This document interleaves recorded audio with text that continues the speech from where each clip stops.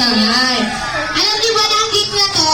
Mananalo sila sa pamamagitan ng palakpakan at malakas na hero.